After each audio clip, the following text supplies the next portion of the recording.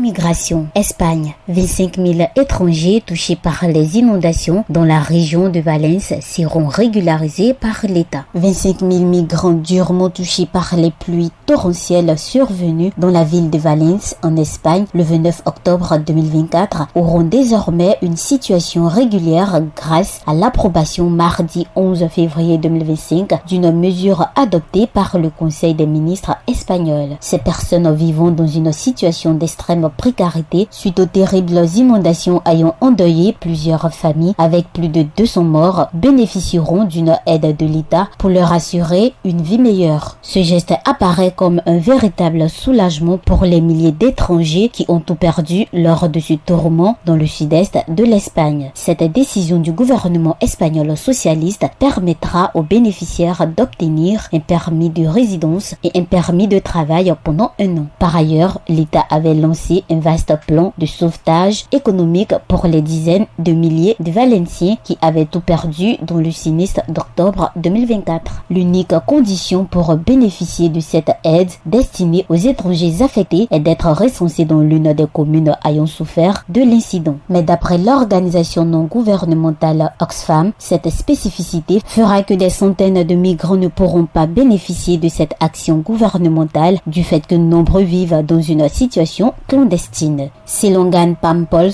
ancien militaire et responsable régional de la reconstruction, l'idéal serait de faire des 25 000 migrants en passe d'être régularisés de la main-d'œuvre supplémentaire dans l'immense chantier consistant à nettoyer et déblayer. Pour rappel, le samedi 1er février 2025, la délégation du gouvernement espagnol avait rapporté que près de 25 000 personnes étaient descendues dans les rues de Valence après 3 précédentes manifestations pour protester contre la gestion des inondations meurtrières, exigeant le départ du président conservateur de la région, Carlos Mason.